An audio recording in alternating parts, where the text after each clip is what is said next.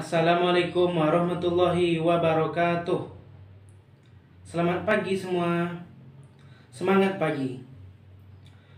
Alhamdulillah, bersyukur kita pada pagi hari ini masih diberikan nikmat, kesempatan dan kesehatan. Bagaimana kabar adik-adik semua pada pagi hari ini? Semoga kita diberikan kesehatan. Ingat, jangan lupa memakai masker dan selalu mencuci tangan. Baiklah, pada hari ini kakak akan membuat video pembelajaran materi bab 4 tentang indahnya berpuisi. Sebelum itu, kakak akan menjelaskan kompetensi dasar dan tujuan pembelajaran pada hari ini. Kompetensi dasar yaitu mengartikan puisi dan merinci unsur-unsurnya dari kegiatan membaca dan mendengarkan. Jadi nanti kita akan mengartikan apa itu pengertian puisi dan unsur-unsur puisi. Itu kompetensi dasar.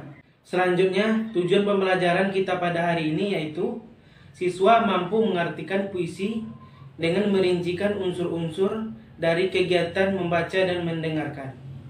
Jadi tujuan pembelajaran kita hari ini yaitu siswa mampu mengartikan pengertian puisi dan unsur-unsurnya.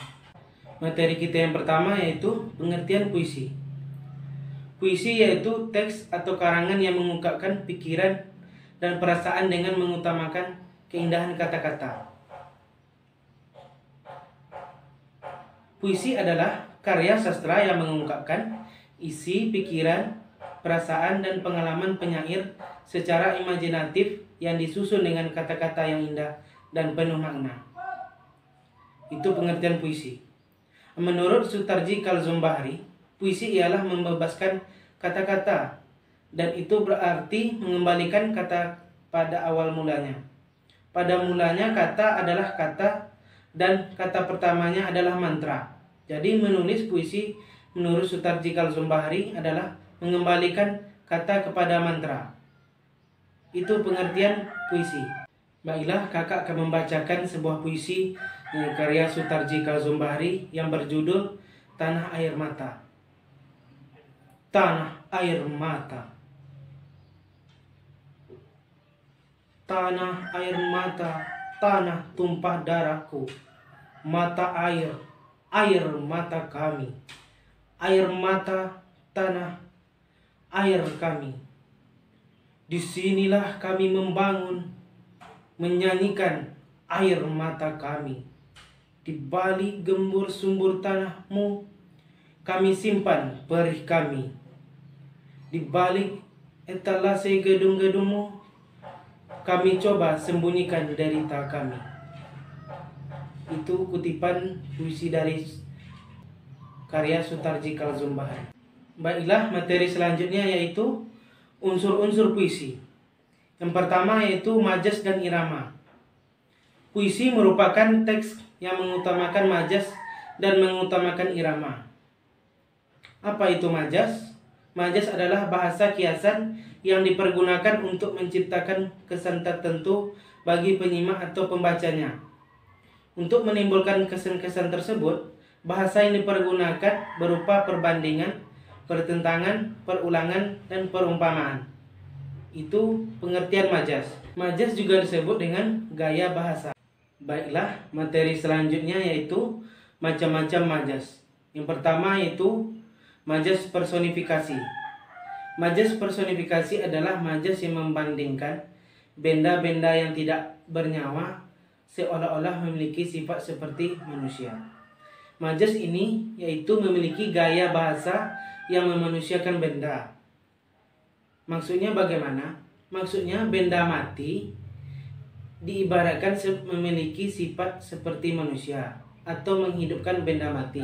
Contoh pada puisi bulan Juni yaitu hujan yang memiliki sikap yang tabah, bijak dan arif.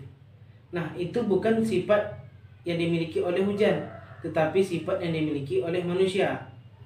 Nah, sifat-sifat itu biasanya dimiliki oleh manusia. Itu contohnya. Ini adalah majas perulangan yang tersusun dalam baris yang berbeda-beda. Contoh pada puisi bulan Juni, kata yang berulang atau yang berulang yaitu tak ada yang lebih, terjadi 3 kali perulangan. Bisa kita lihat pada contoh puisi pada bulan Juni. Itu tak ada yang lebih arif, tak ada yang lebih bijak. Itu contoh dari majas paralelisme. Materi selanjutnya yaitu irama. Irama adalah alunan bunyi yang teratur dan berulang-ulang. Irama berfungsi untuk memberi jiwa pada kata-kata dalam sebuah puisi yang pada akhirnya dapat membangkitkan emosi tertentu seperti sedih, kecewa, marah, rindu, dan bahagia. Irama juga disebut alunan musik pada puisi. Contoh, irama puisi itu harus diekspresikan dengan lembut sebagai rasa kagum dengan simpati. Kata pujian yang ada pada puisi Hujan Bulan Juni yaitu bersikap tabah, bijak, dan arif. Itu contohnya, contoh iramanya. 88 1980. Tak ada yang lebih tabah dari hujan bulan Juni, dirahasiakannya rintik rindunya kepada pohon berbunga itu. Tak ada yang lebih bijak dari hujan bulan Juni, dihapusnya jejak-jejak kakinya yang ragu-ragu di jalan itu. Tak ada yang lebih arif dari hujan bulan Juni, dibiarkannya yang tak terucapkan diserap akar pohon bunga itu.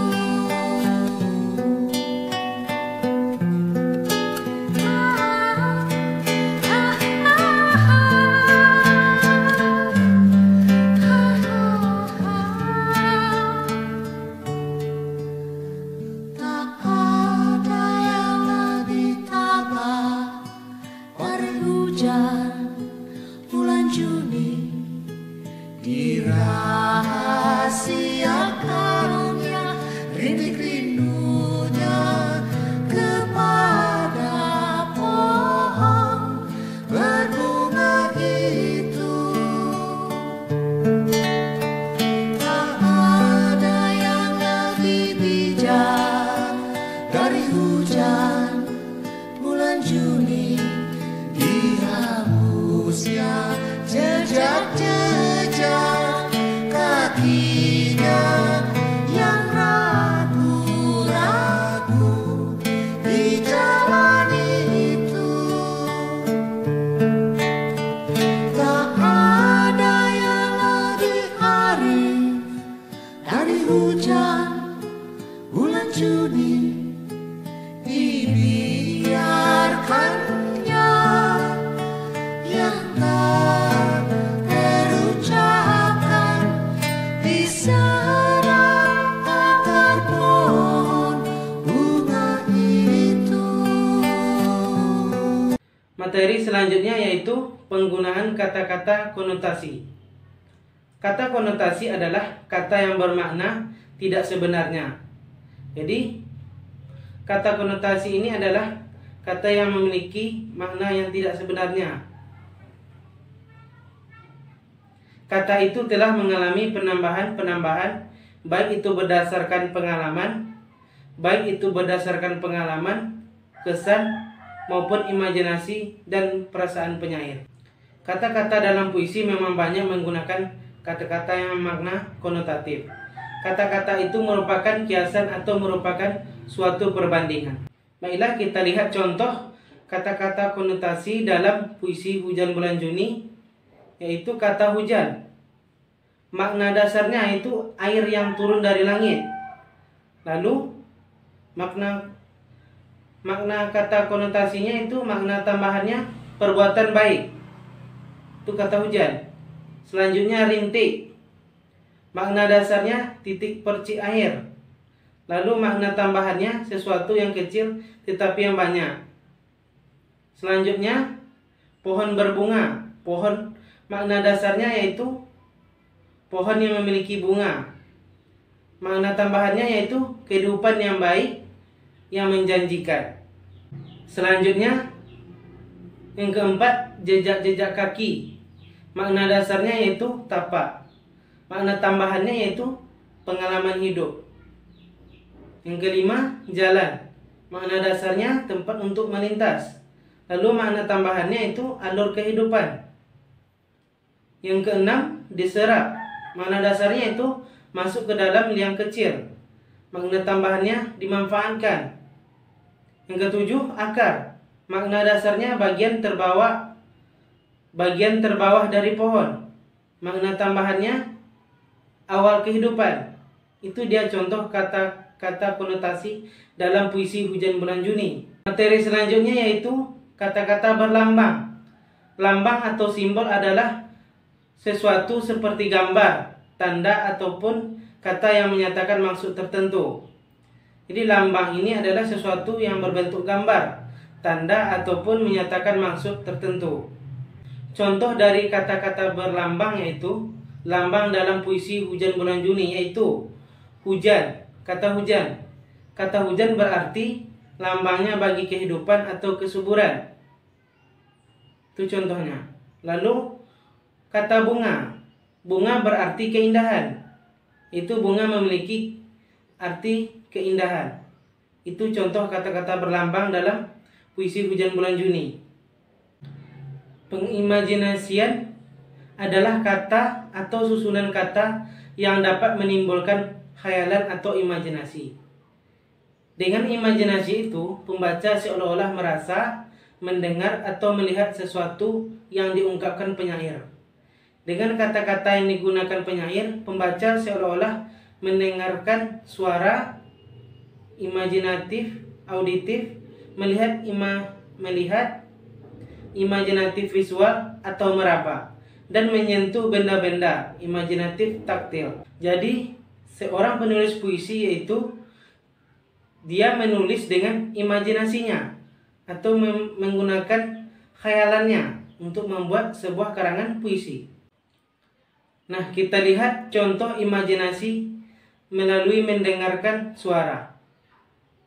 Contoh kutipan puisi, gegap gempita menderam. Gegap gempita menderam. Contoh imajinasinya itu terletak pada kata menderam, yaitu kita mendengar suara menderam. Lalu mendering bunyi halilintar. Mendering adalah imajinasi yang berbentuk suara. Gegap gempita menderam, mendering bunyi halilintar, itu adalah puisi dari Wilkinson. Contoh puisi selanjutnya yaitu kerikil pantai biru menertawakanku. Kerikil pantai biru menertawakanku. Jadi imajinasinya itu terletak kerikil pantai biru menertawakanku. Selanjutnya contoh imajinasi melihat benda-benda. Contoh pada kutipan puisi Amir Hamzah, bagai bintang memasang lilin. Itu dijelaskannya imajinasinya itu bagai bintang memasang lilin. Itu kita bisa melihat bendanya itu bintang memasang lilin. Itu imajinasinya. Lalu contoh selanjutnya, ombak menerpa kakiku yang kering. Burung merpati menghiasi langit biru. Jadi contoh imajinasi melihat benda-benda yaitu kita melihat ombak menerpa kaki. Lalu selanjutnya imajinasinya burung merpati menghiasi langit biru. Selanjutnya contoh imajinasi perabaan. Contoh puisi dari Amir Hamzah. Contoh puisi dari Amir Hamzah. Sepoi, panas payah terik. Sepoi adalah kita merasakan adanya angin. Panas payah terik itu kita merasakan adanya panas yang cukup terik. Itu dari contoh imajinasi perabaan dari puisi Amir Hamzah. Lalu contoh yang lain, selembut salju di Pasifik. Lalu imajinasinya yaitu terletak selembut salju di Pasifik. Kita merasakan lembutnya salju di Pasifik. Selanjutnya, semurni air di Jeju. Semurni air di Jeju.